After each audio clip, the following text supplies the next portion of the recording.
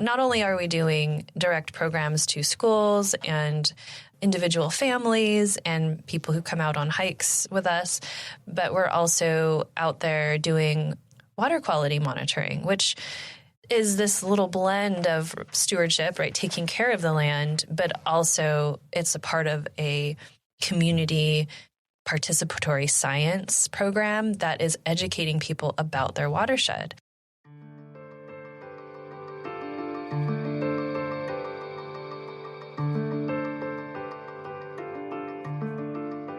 Welcome to the Nonprofit Podcast Network. Our purpose and passion are simple: to highlight the incredible nonprofits that make our communities stronger. Each episode is a chance for these organizations to tell their story in their words, sharing not just what they do, but why it matters to the people they serve, to their supporters, and to all of us who believe in the power of community. Through podcasting, we hope to amplify their voices, inspire connection, and give them one more tool to impact the hearts of donors, partners, and neighbors alike. This work is made possible through the generous support of our incredible partners: Cap Trust, offering fiduciary advice for endowments and foundations; Western Health Advantage, a local not-for-profit health plan that believes healthcare is more than coverage.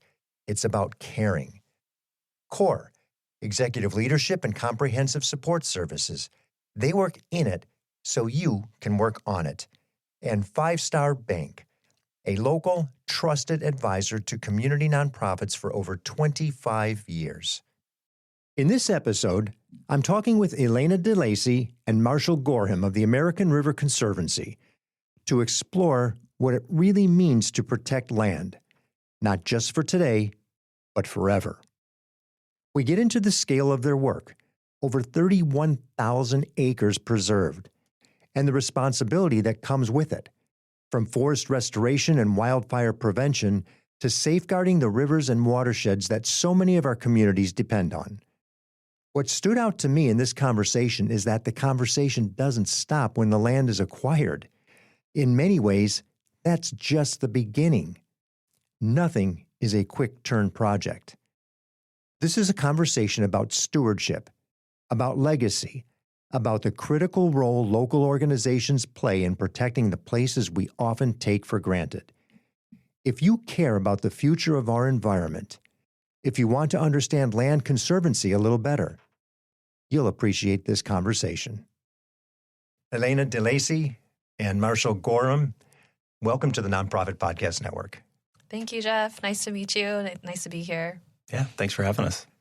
31,000 acres, land acquisition, ecological forestry, and forest restoration, and so much more we're going to get into. But before we get there, would you please explain what a land conservancy is? I'm going to bet that many of the people listening don't know. They don't understand. Yeah, I can take a shot at that and Marshall can fill in the gaps. But a land trust or a land conservancy is a nonprofit organization that works with willing sellers of land to protect any number of resources. So it could be biological resources, cultural resources, agricultural resources for public benefit. And we do that through a number of ways. So we can acquire fee title land, we can acquire conservation easements, we can accept donations of both. But the real focus is preserving land forever for public benefit. Yeah, and I think to just kind of add into that, I like to think of conservancies as sort of this like conservation land protection middleman a little bit. Mm-hmm. And so as Elena had mentioned, we are a nonprofit, and yet we work extensively with local, state, federal government agencies that have missions to protect land and provide access to land and educate people about the importance of conservation and stewardship. And a lot of times, those government organizations, right, they have a hard time of getting that work on the ground, right? They're inherently, they're government agencies, right? They don't know the people. They don't live with the people. They don't actually represent, aren't directly representative of these different areas. And so, right, so for American River Conservancy, we work largely in El Dorado County, Upper American and Upper Cosumnes River watersheds. And everyone who works at ARC, we live, we recreate, we love living where we live. And so, right, we are kind of an extension. We like to, I'm not going to claim we're an extension of everyone, but we somewhat are. And we are able to tap into those government agencies. We get grants to support all of these efforts and this overall mission, as Elena alluded to, of conservation, of caring for land stewardship, and educating people as to why that's critical part of our lives. Well, and I'm smiling as you're explaining the fact that you all recreate there, you live there, you use the environment the way it was meant to be used, because your website's one of the few websites, when I look at all your staff, they all look like they're in the environment of what they're protecting. You know, somebody's backpacking, somebody's on a mountain bike, somebody's climbing a trail. And obviously in many other cases with some of the nonprofits we work with, that couldn't be the case. Sure. You know, they certainly wouldn't want to be in this situation, but yours is all integrated. And, you know, it's like, okay, yeah, everybody's living it. Yeah. They really are concerned about what's happening in that space. No posers. No, right? Let me take this a step further in the detail of what you do, because you did mention it just a little bit in terms of conservation versus land stewardship. What is the difference? How do they vary? Yeah, so conservation really is a broader term for how we protect land. And conservation, I think of it more as an umbrella term that can include stewardship, right? So conservation, a lot of times in land trust circles, can mean the acquisition part of protecting land, which is, you know, working with the landowner, raising the funds, doing the due diligence to acquire a piece of property. But the conservation piece doesn't stop there. It doesn't stop with the acquisition, because land trusts and land conservation organizations are the only sector in the nonprofit world that promises to do something forever. And that's where the stewardship piece comes in. So stewardship really does mean we have an obligation, sometimes a legal obligation, sometimes a moral obligation, to take care of this land forever, to whatever that means, whether it's creating public access for trails, whether it's restoring a certain type of habitat back to its original state, or it's doing ecological forest management to make sure that we're creating a more resilient ecosystem, especially in areas where there might be houses or residential areas nearby. We want to make sure that we're being good stewards of the land, that we're being good neighbors. And so it's that stewardship piece really is the hard work of forever. When we talk about land trusts, it's key stress hard work. It's the gritty work. It's patching fences and repairing eroded roads and picking up trash. So, you know, you're a homeowner, and many people who are listening may be landowners. Maybe they own an acre, maybe they own 10 acres. Imagine owning 15,000 acres and how much work that takes. And no, we're not going out and visiting every single square foot of land every year, but there's a lot of things that happen. There's a lot of miles of fencing to be repaired, or, you know, signage that goes down, or roads that need to be fixed when there's a big storm. So it's a big responsibility, and we take that pretty seriously. And you didn't mention even the fire prevention elements of it all, which you are certainly in a fire-prone area, which requires a lot of maintenance, I'm sure, and work just to mitigate the possibility. Yes, absolutely.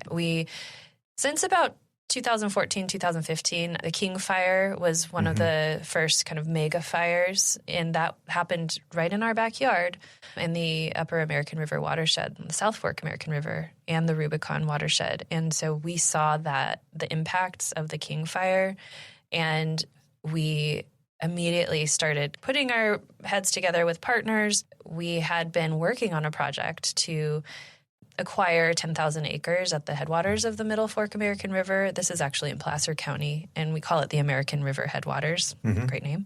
But just adjacent to French Meadows Reservoir, major water source for Placer County, also right next to Granite Chief Wilderness. And so our plan was to acquire this 10,000 acre private inholding it was a logging company that had previously owned it and managed it. And our goal was to create a bigger wilderness area there.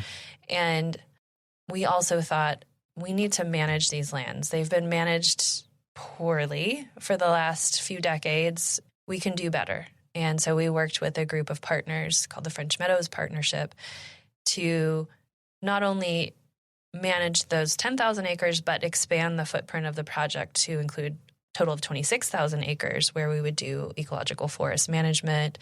That means mastication, coming in and doing hand thinning with crews, but then also reintroducing fire to the landscape.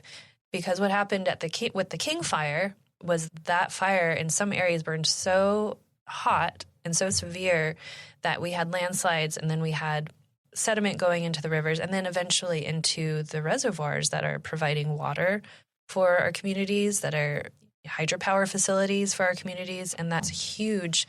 That's a huge impact for us, and billions probably of dollars throughout the state in repairs and dredging reservoirs. And, so you have to get in front of the problem.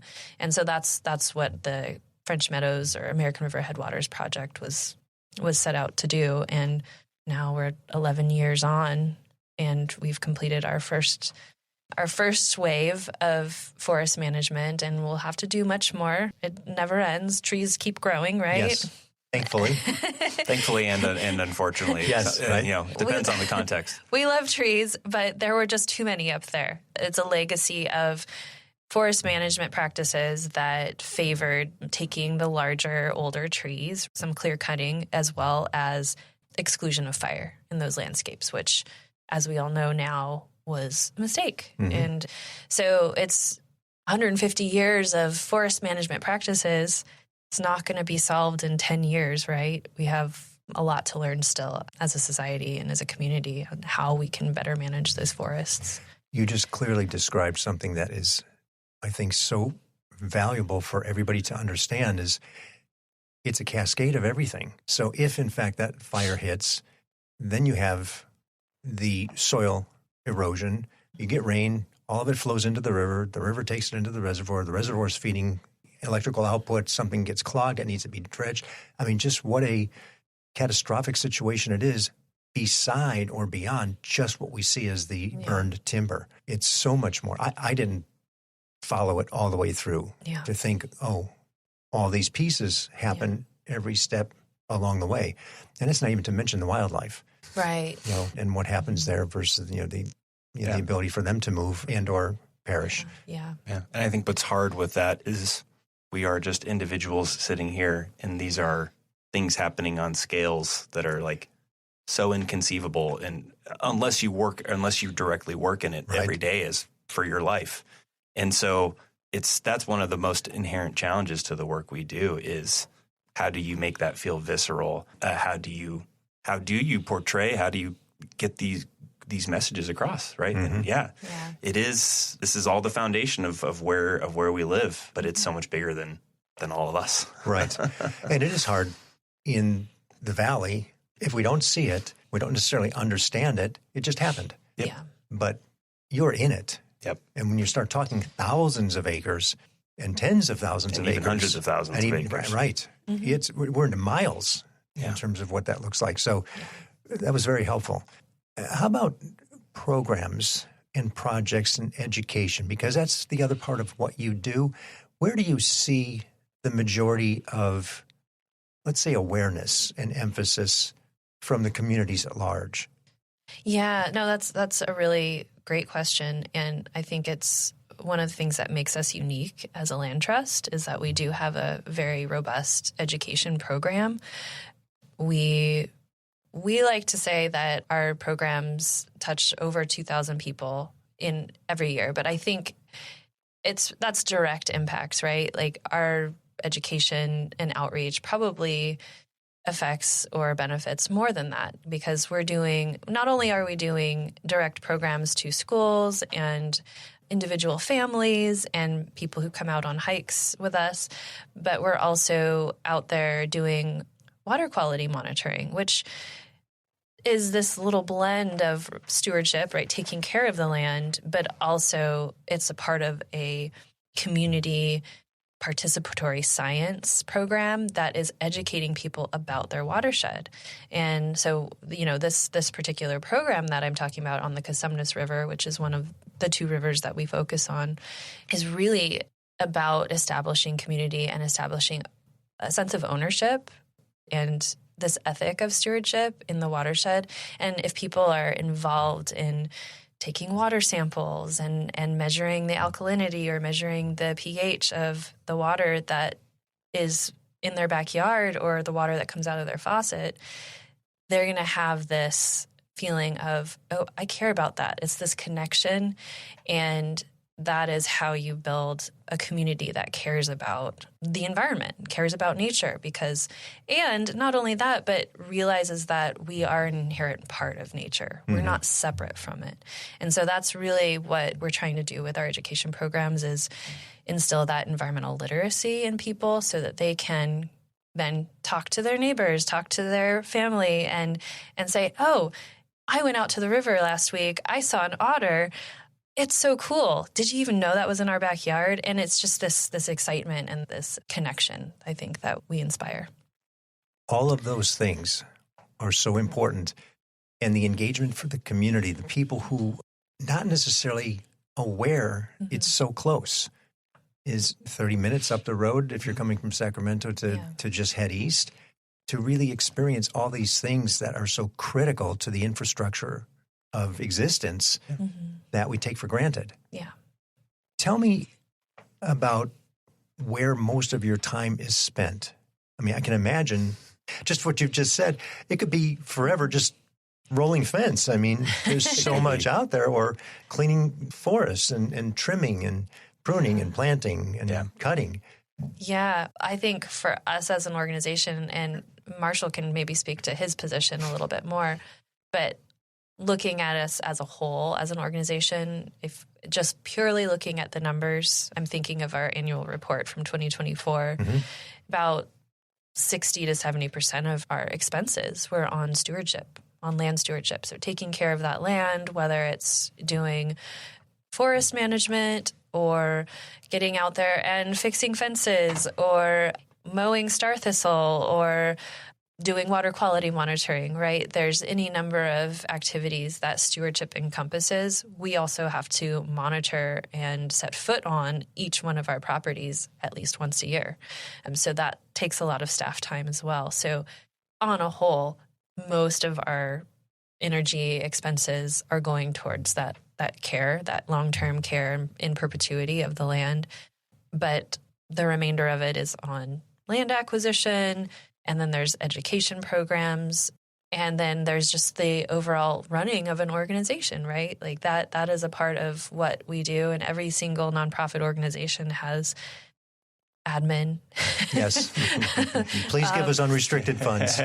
We got to keep the lights on. We got to pay property taxes. We have to pay our insurance, so those things are also a part of what we do. But I would say overall, vast majority of our time and resources are going towards stewardship. Yeah. I think it's fun. Elena's sort of alluding to the admin, and I think both of us would like to think that, our days were spent just frolicking through fields and, looking for ring-tailed cats and stuff. Right. But unfortunately, yes, we're probably both behind a computer far more than we wish we were.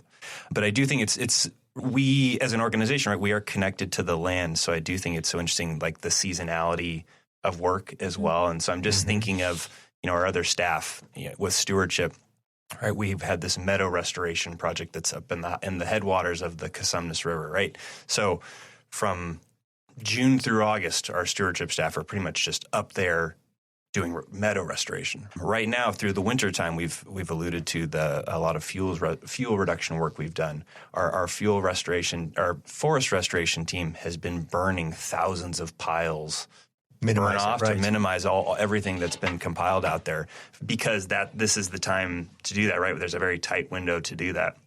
And then I just think of like our education staff, for instance, right? We're in peak school season, right? So we've got field trips, and then come summertime, there'll be nature camp, and then they'll be out every day for summertime, cooking in the sun, hanging out by the river with kids, slapping on sunscreen every day onto themselves and everyone else. So yeah, I think if you were to, I can't speak on behalf of everyone with our staff, but there's there's more dynamics, I think, to the work, which make it interesting. And I'm so glad you did that, because I think people can get caught up in the conservancy part of it. Oh, it's just a land acquisition thing and they just manage this property. They don't really understand that there's an actively engaged element of the population that's up there enjoying it and experiencing and using it too, to the degree that they can and it's available. And you have everything up there.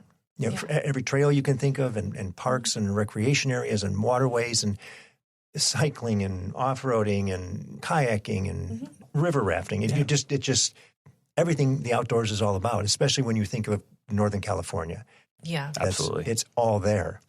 What about collaboration? You touched on it a little bit, and you are the master collaborator because you have to touch and work with so many different entities. Yeah. You've got government entities and state and federal and private landowners as collaborators, because you have to work with them, and then you're working with nonprofits who are bringing children up from the from the various surrounding cities. Tell me a little bit about what that looks like for you. Yeah, so you're right. We sort of conservation, stewardship, education. Right, it's hilarious. We have these like massive pillars of our organization, and they in their own sense are their own departments, but within each one of those departments is like one or two people, right? And it's just amazing then the different partnerships that come along with each one of those emphases. And so I will just say, in my line of work, first and foremost, as a conservancy, as a land trust protecting land, we only work with willing landowners. And so the foundation of those 31,000 acres that we've protected over our 36 years of existence, it all falls back on landowners within El Dorado County who have been interested, willing, and dedicated to seeing their land protected. Right, kind of there is that altruistic element of I own this land and it's bigger than just me. I want it to contribute to something bigger. Sure. So that's without willing sellers, without willing landowners, a conservancy cannot exist. That's the front end of it, and then the back end of it is. It would be great if all of those willing landowners were prepared to donate all of their land, but that's just not the reality of the world we live in. So we have to go find funding for all of these. And essentially it's all grant-funded projects. And by funding, you mean so that you can purchase the land from the landowner. Correct. To continue to build a contiguous geographic area. Exactly. Yeah, and so then that is tied to, I will say in El Dorado, as a relatively rural county, we don't have a lot of local resources to support projects that most of our projects are on the scale of millions of dollars to buy and protect land. And so we have to go out to mostly state agencies. So Wildlife Conservation Board, Natural Resources Agency, Department of Conservation, Sierra Nevada Conservancy. These are kind of the big ones that we get funding from. I will just go ahead and throw out, we've secured a little over $100 million in our existence for acquisitions, and half of that has come from the Wildlife Conservation Board, just to give you kind of a landscape there. And so that is who we work with. And again, not mutually exclusive, have to have both. Otherwise, at least that conservation arm of ARC doesn't exist. Yeah. And in terms of the stewardship side and the education side of things, our collaborators are a lot of state agencies that are, again, providing that funding, but also it spans the spectrum of local government, so the county, all the way up to federal government. We're working right now with U.S. Fish and Wildlife Service. They've provided some grant funding through their partners program to do some habitat enhancement and habitat restoration projects. We receive funding from the Natural Resources Conservation Service, NRCS, which is a federal agency to enhance working landscapes. And we're working with our local NRCS office on a project right now. So, and I'm going to ask you on the acronyms, RCS and NRCS? NRCS, so Natural Resources Conservation Service. Okay. I know there's so many. You don't know the NRCS? Yes. You don't know NRCS? No. Yeah, there's local schools. We have in El Dorado County, I don't know how many local school districts we have, but we have a lot of smaller school districts that are like 1 or 2 schools. Sure, rural. Very rural, but we have relationships. We've established relationships with some of those schools and teachers to get students out on the land and participate in some of these activities that we're doing. We collaborate with other nonprofits. So we collaborate with Placer Land Trust, who operates mostly in Placer County. You know, they hold a conservation easement on one of the lands that we own because we had to form a partnership so we could get the funding. You know, I alluded to French Meadows, the project that we did up there. That is a collaborative of several organizations and agencies, including the Nature Conservancy, Placer County Water Agency, Tahoe National Forest, Sierra Nevada Conservancy, and UC Merced. We're all coming together to steward this landscape. And also, some organizations have better resources and technical expertise in some areas than do others. You know, American River Conservancy is a private landowner, and so we are able to get funding for our side of the project much easier and faster than, say, the Forest Service. They have a lot of more hoops to jump through. Mm-hmm. But like Placer County Water Agency has a great media team, and, you know, so they can come out on our site tours and film and take photos. And so we work together as a collaborative and work to our strengths. And that's what I think really helps everybody to be successful. And, you know, that's just one example of one project where every single project that we work on, it's not just us. It's us plus WCB or the private landowner. Wildlife Conservation Board. Yeah, we'll spell out the acronyms next time. Yeah, and also I just wanted to mention that our board of directors and our local community is a huge part of that collaboration. We couldn't do what we do without our volunteers, our board, our community of supporters. Last year alone, I think about 40% of our revenue came from the community, so individual supporters. Significant. Pretty significant, yeah. We're going to get to that in just a second, but since we're on this collaborative turning to opportunity, turning to progress, you've been working on something that we talked about earlier for years and years and years, because you have to acquire the funding, go purchase. Acquire the funding, go purchase. But I think it's close to coming to a close. And I want you to share that, because I know that has, I think short term, I mean, a year's a long term for me. It's like, oh my gosh. And I look at developers, these guys are buying property for 25 years from now. Yes. I cannot fathom that patience. And that's what this experience has been too. So why don't you share that? Because I know it's a big project for you. It's been going on for a long time, and you can see light at the end of the tunnel. Yeah, well, I'll kind of just a peep. We can just pinhole through the shoebox for like looking at the eclipse, right? Yeah, just enough for us to not have us curl up in a ball and cry at night. I'm kidding. I'm being over dramatic. It takes persistence for sure, and lots of patience. And I'll kind of set the stage, and maybe Marshall can take it from there. But really, it's so you're alluding to El Dorado Ranch, which is one of our kind of legacy projects that we've been working on really since 2011. And our previous executive director, Alan Ergott, was really instrumental in creating building these relationships and kind of setting the stage for what we are now carrying on.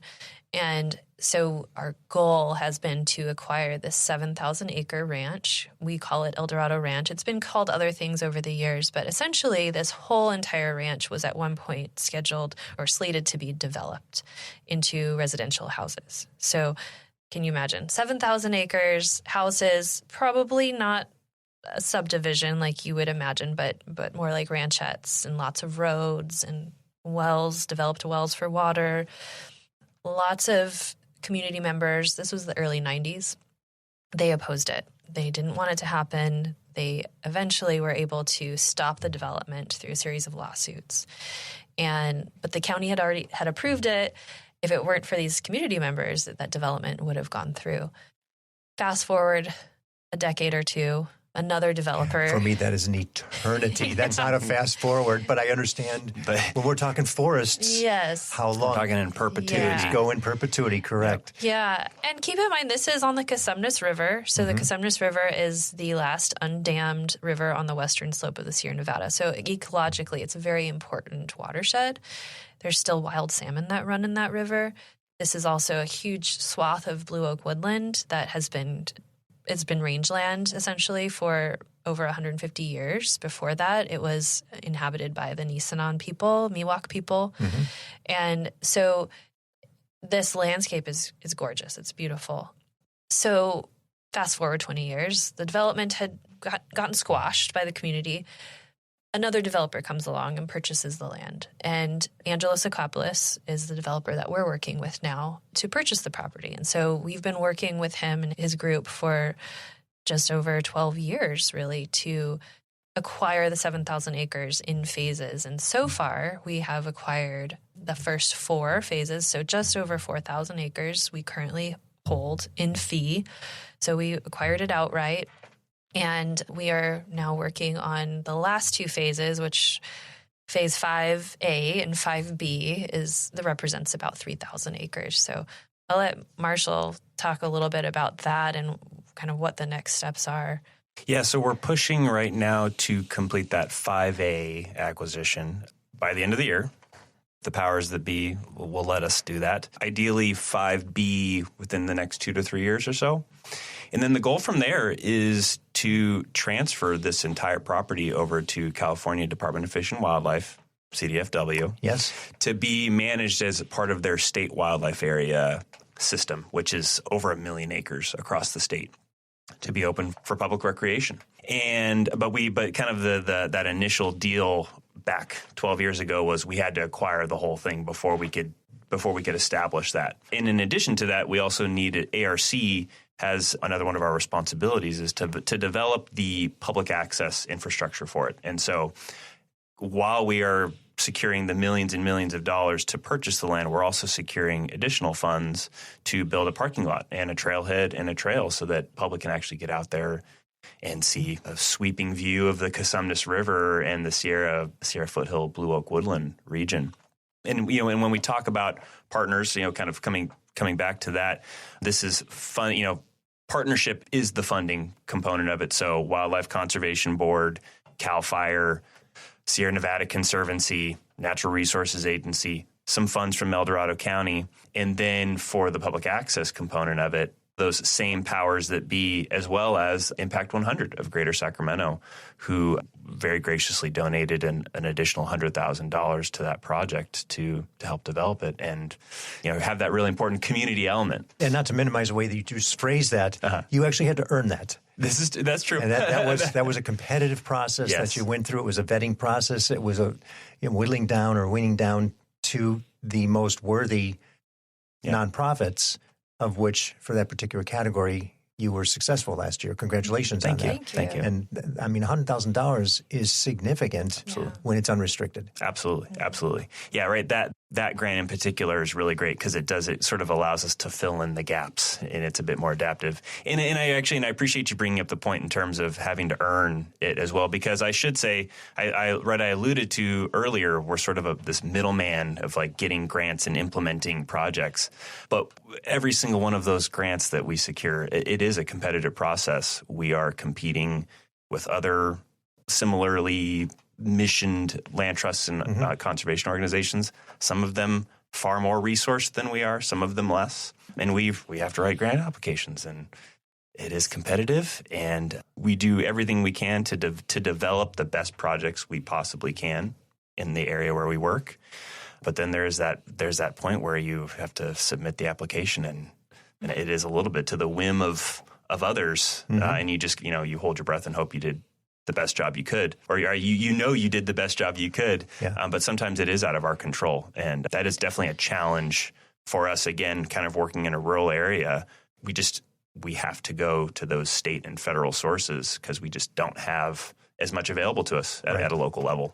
Well, and I'm proud to say we're involved with that organization as well, so we see the benefit of those awards each year and what they mean. This is a great segue to funding. We'll be back to learn more about some current projects with Elena DeLacey and Marshall Gorham from the American River Conservancy, following these brief messages from the great businesses that see the value in supporting this program. I'm James Beckwith, President and CEO of Five Star Bank. We're dedicated to supporting nonprofit organizations who advocate for the strength, resilience, and vitality of those they serve. When nonprofit organizations thrive, our community does too. By supporting the Nonprofit Podcast Network, Five Star Bank is amplifying the voices and meaningful impact of our nonprofit community. We're Five Star Bank, a trusted nonprofit partner. How can we help you?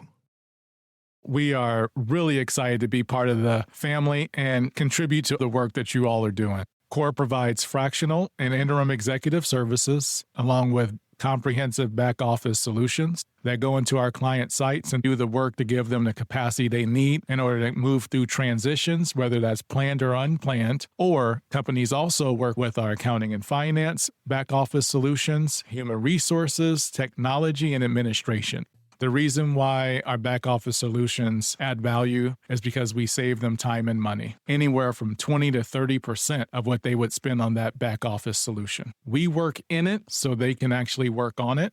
CXORE.com and contact me directly at DTEAT@CXORE.com. If you're interested in learning more about how CORE may help your organization, visit CXORE.com. Hello, this is Scott Thomas with Cap Trust in our Sacramento office. I specialize in working with local nonprofits and associations. Annually, we survey private and public nonprofit organizations across the country to better understand challenges they see in today's environment. In our more recent survey, we heard concerns about proper board governance, mission-aligned investment, and how to implement alternative investments. If you would like a copy of the survey or to discuss your organization, look me up, Scott Thomas at captrust.com. At Western Health Advantage, healthcare isn't just a service. It's a shared value. As a nonprofit leader, you need a health plan that understands the importance of mission-driven work. Western Health Advantage is a local, not-for-profit health plan that supports organizations like yours with affordable, flexible coverage options for your team. But what truly sets them apart is their commitment to community, supporting nonprofits like the American Heart Association, Sacramento Ballet, and the Crocker Art Museum's Pay What You Wish Sundays. With access to top-tier providers and dedicated local support, Western Health Advantage is more than a health plan. It's a partner in your purpose. Explore your options today at westernhealth.com. Western Health Advantage, healthcare with heart, designed for those who give back. Let's talk about how you are funded. And you mentioned a little bit earlier, Elena, the significance and where it comes from. Let's talk just a little bit more about how you get the money to, for example, purchase these pieces of property. Yeah, it is a competitive process. There is finite dollars at the state level and the federal level for land acquisition. More finite today than they've been. Yes, absolutely. We are, I think, I'm grateful that we're in California, where we do have a well-developed system of grant funding opportunities in place and bond measures that have been passed by the voters of California to provide funding for watershed conservation, for land conservation, for oak woodland conservation. So we are very grateful for that. And so writing grants is just a small part of the actual process. It's also about developing relationships with the grantors and the funding agencies. So that means being in the room when they're talking about their strategic plan and what their goals are going to be for the next 10 years as agencies. It's being just staying up to date on how bond measures are going or how proposed bond measures might be passed. It's also getting people out on the land. So our funders, Wildlife Conservation Board, Sierra Nevada Conservancy, Natural Resources Agency, they're all staffed by people.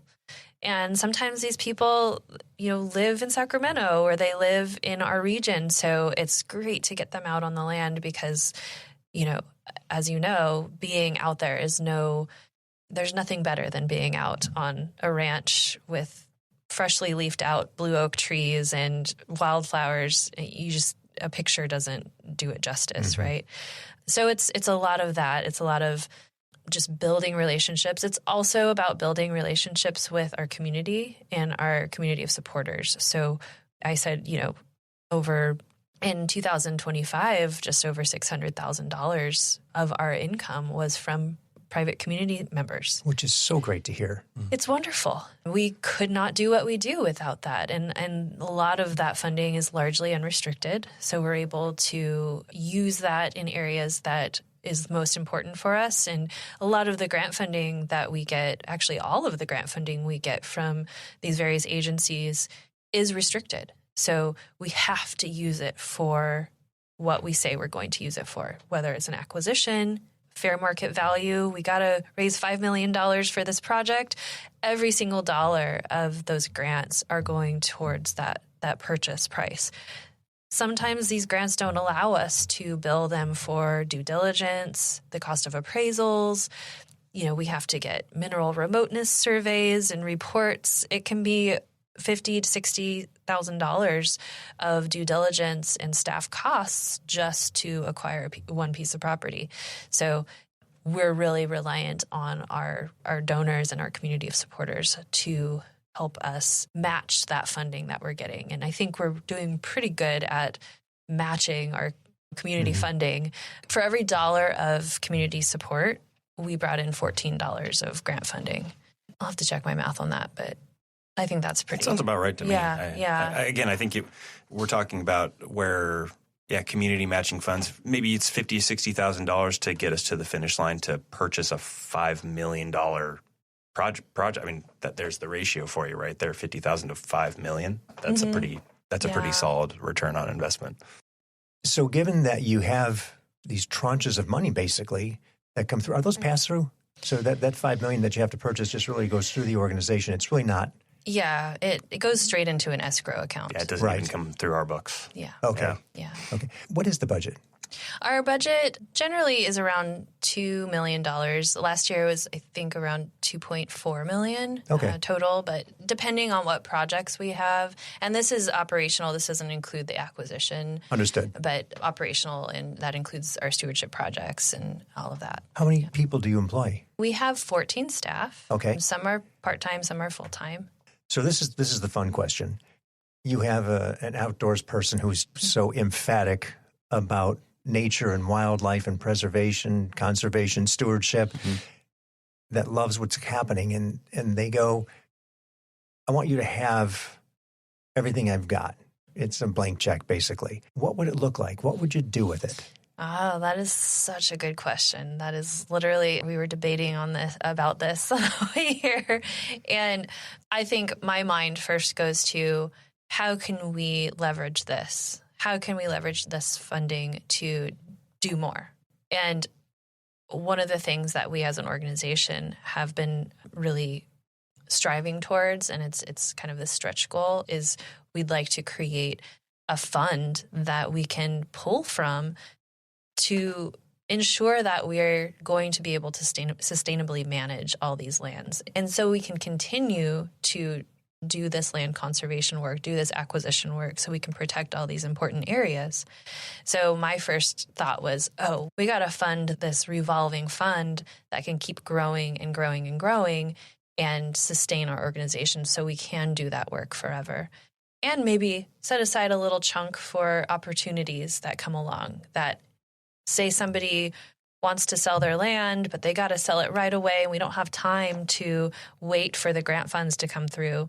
Hey, we need that opportunity fund. We can use that, and we can put that money to work. The other thing that Marshall mentioned was creating this protected area along the Casumnas River riparian corridor. Being able to protect that and creating a trail along the river would be a dream. I mean, I think that is a vision for us as an organization to see that happen. That's like one of those 25, 30-year visions. When we talk about the South Fork American River, which is where American River Conservancy really has its genesis, is in the South Fork. That's the kind of vision that the founders of our organization had, was to see a river corridor protected and with public access, with trails, and they did it. We did it. Mm-hmm. We created a network of trails along the South Fork American River with protected lands, and now hundreds of thousands of people, I'm sure, are recreating out there every year, riding their bikes, they're riding horses, they're hiking, they're paragliding, they're kayaking, you know. And so I think we have that experience and we have that vision as an organization, and being able to transfer that to, say, the Casumnes River is real, and I think it can be accomplished. But again, it would take lots of investment, and I really hope that someone comes to us someday and says, hey, I want to give you my estate and I want you to do whatever you want with it, because essentially that's what we would do. We would make sure that we can continue this work forever and make sure that these visions become reality. I did just want to add kind of just to both of those two, in terms of the fund, to be able to be more adaptable and be able to pivot when opportunities come up. It is important to stress that ARC, we are not the only land trust. And in fact, California alone has over 100 land trusts. And so that model of having this robust fund to be able to do the work is already a proven model, especially when you look at more resourced areas like the Bay Area, essentially. You know, you have land trusts out there who a property comes up for sale and they have $3 million to grab it. To grab it. The ability to be able to do that at the local level is just, you know, that's a dream for us, right? And when you can handle it at that local level, you don't have to go compete at the state or even the federal level for grant funds. I mean, right, you can kind of form the community, the world that you want. So, so it's certainly something to aspire to. And I just wanted to get into like the slightest nitty gritty on the trail vision. I just wanted to stress that with ARC's Genesis, it's that South Fork American River Trail. So for those who are familiar with our region, Salmon Falls out to the Cronin Ranch, Magnolia Ranch area, that whole stretch of the river. And there's an opportunity to really mirror that on the Casumnes, I would say even to a greater extent. There is a preserve in Sac County that's actually owned and managed by the Sacramento Valley Conservancy. It's called Deer Creek Hills. And there's a potential to connect that about 12 miles upriver to El Dorado Ranch. And so like that's... There we go. Probably so more than a lifetime. That's it. It's there. The vision is there. Yeah. So the Casumnes River Wildlife Area, and I would say, and if that person comes along, you want us to name it after you, I think we'll do that. Naming rights for it. Absolutely. A chunk of the forest is yours. And I think it's really important that we as organizations have these bold visions, because that is really that imagination, that ability to see the future and what you want is really the first step in making it happen. And that's the future that we want to have for our children, for our grandchildren, and for everybody who comes after us, because that's why we're here doing this work, is to create this world that we want to live in. So it's very rewarding to be able to dream up these things. And I have to compliment both of you, because when I asked the question, you viscerally changed. It was a smile. It was, let me share. Yes, sure. We know what we're going to do with it. That's what people want to hear. Yeah. Those bold visions. What does it look like in the future? Even though today we may not be able to have the means to make it happen, but at least we're working towards that goal, that objective that you shared. It's for the legacy of it. It's really for the better of the environment, our children, so that we preserve it. Yeah. And one thing we've touched a little bit on how the genesis of El Dorado Ranch was tied to there was development threat. And it is important. We haven't talked too much about the sort of the development trends of the greater Sacramento area, but when you look at kind of that Highway 50 corridor in between Sacramento and El Dorado County, the growth is moving southwards towards the Casumnes. So again, big vision.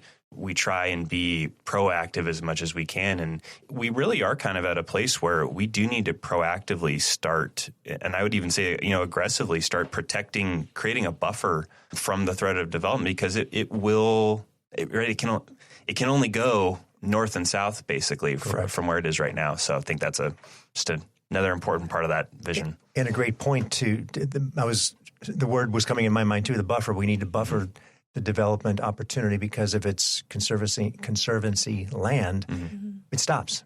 Yeah. And that's as far as you can go. And then those people are really excited because they have a preserve behind their property. Yeah. Yeah. It's not some massive sea of suburbia that's completely disconnected from the landscape that all those houses have been built on. So we have to come back to reality.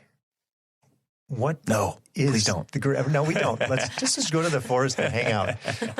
What does the organization see today as its greatest need? I'll leave that to the director. Yeah, I would say our greatest need really is this sustainable funding source for ongoing land management, ongoing operations and maintenance of these properties that we're entrusted with. We currently own 15,000 acres.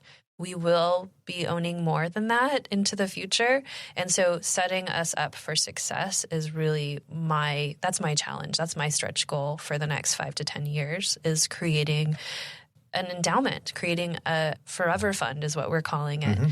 And that will enable us as an organization to be solid financially, to be able to take care of these properties, to be able to weather the storms of unreliable funding and be more self-sufficient as an organization. And I think that is really kind of what my biggest challenge is and our biggest challenge. But it's also an opportunity for the organization to grow and to expand, to create a larger circle of supporters. And that's what it's going to take. Impact. When you identify impact, successful use of the funding that you get, is there a brief way you could say just as a synopsis of it?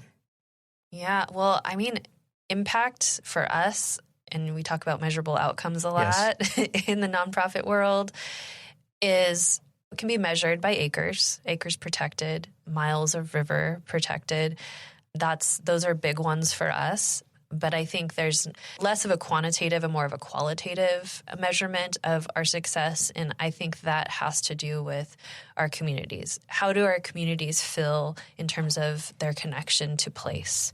And when people feel connected to place, I think they have healthier communities. They're more successful financially, economically. And so that's a little bit harder to measure, that connection to place, but I think you see it in communities that are able to make art, communities that are able to recreate on the land, communities that have vibrant economic development in the region. And I think we're getting to the point where we as an organization are starting to become part of that conversation at our county level, and people are noticing and realizing that it's not just about extractive and ongoing developments. It's about this kind of feedback loop, this closed loop of economy that really it relies on the environment as the basis. So that's our agricultural lands, our working landscapes.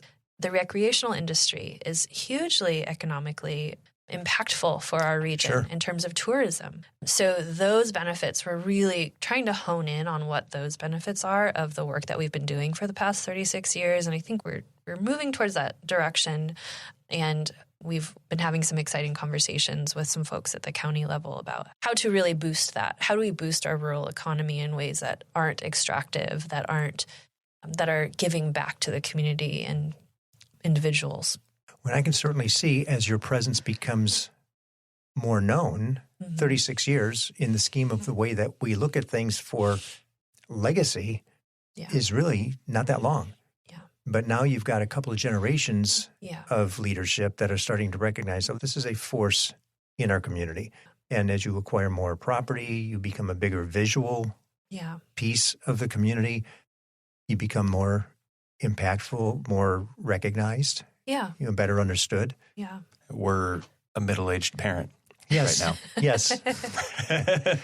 And as we know, middle-aged parents they're really good at doing some things, and then they have limited bandwidth for other things. And it's about that point in time you look and go, gosh, if I could have done that differently, I would have. And as I say that, I'm feeling very reflective of myself. Yes, easy to do.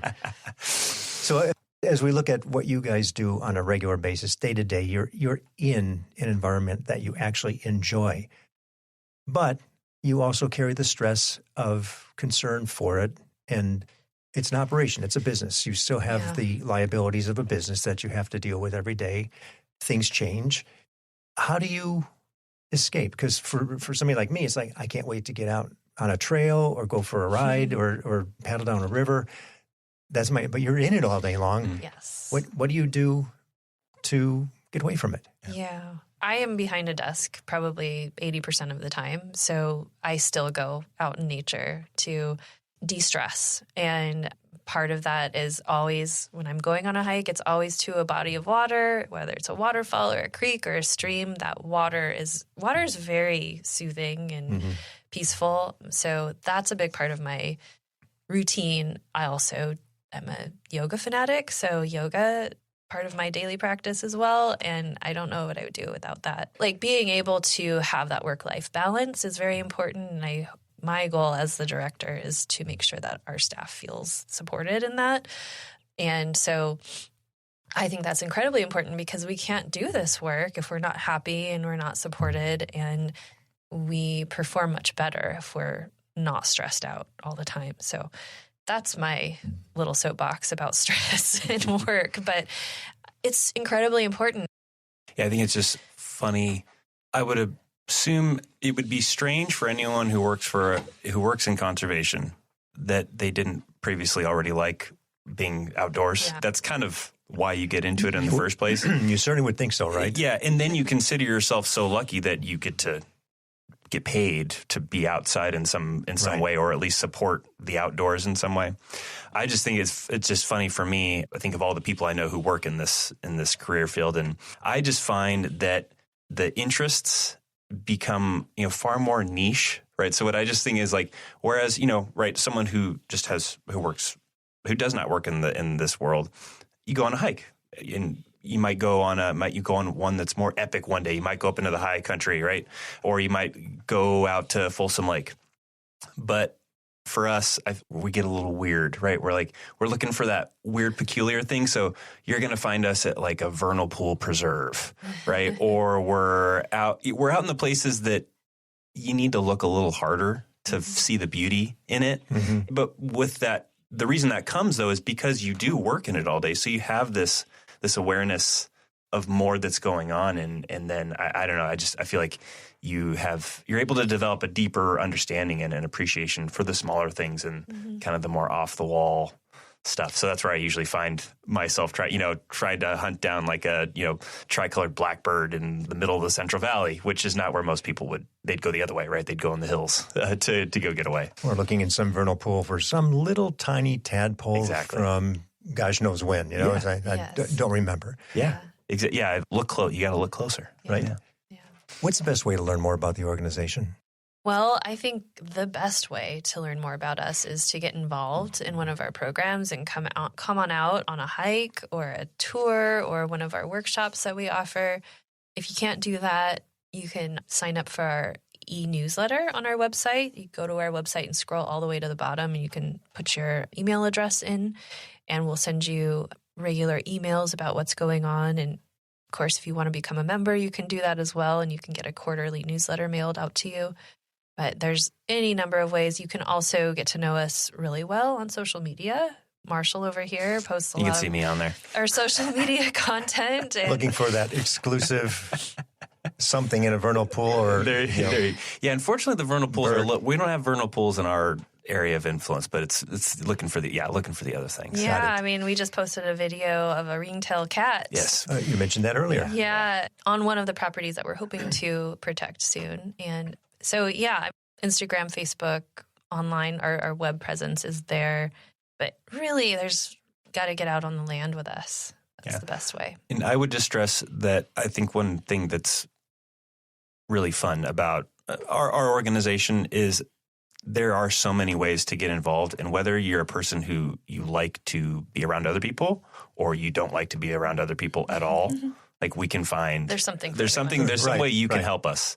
And so I like that, because obviously we don't all get involved in the same way and we don't have the same interests. So we're pretty good at finding something we can find something for you. And the best way to engage either a volunteer or a donor or whatever isn't just the superficial, here's something for you, I'll give, whatever it may be. Mm-hmm. It's to have them participate. Oh, absolutely. Once they participate, now they're a part of your organization. Mm-hmm. Now they want to talk about it and share the experience. And if they have the means, share the means. Yeah. But that's so easy to do when you think about the fact that just walk outside. Yeah. It's there for you. Literally one of the responsibilities, we have a land stewards program, and the way you can give back is to just help us go visit some of our properties and be extra eyes and ears and let us know when things are going on. Back to the beginning, is the fence up? Exactly. Yeah. Exactly. Yeah. After a storm came through, absolutely. That's a huge help to us. Yeah. And we will put the website in the show notes so it's easy for somebody to just grab a link and find out a little bit more. Marshall, Elena, thank you for protecting not just our land, but the legacy. And this has certainly been one of the more tutorial episodes for me as well, because I'm not that versed in conservancy. But what you've shared today demonstrates the need for organizations like yours and what you and your team are doing to protect all this natural land, this natural preserve, the wildlife, everything that comes with it. I think now we understand a little bit more the significance of it and the value that it represents to our communities, because if it fails, it's much more catastrophic than just a piece of development taking over a piece of land. So for what you do, for what you and your team do in allowing us to be able to enjoy that space up in El Dorado County, thank you. Oh, you're welcome. It's my pleasure. It's our pleasure. Yeah, thanks for having us. It's been great. Thank you for listening to the Nonprofit Podcast Network. We hope today's episode inspired you and gave you a deeper look into the work of our local nonprofits. If you believe in our mission to amplify their voices, please take a moment to leave us a positive review and share this episode with a friend. It helps more people discover the incredible work happening in our community. And don't miss future episodes. Subscribe to our weekly updates and monthly newsletter at nonprofpod.com. And if you're part of a nonprofit that would like to be featured, we'd love to hear from you. Just visit the Guests tab on our website.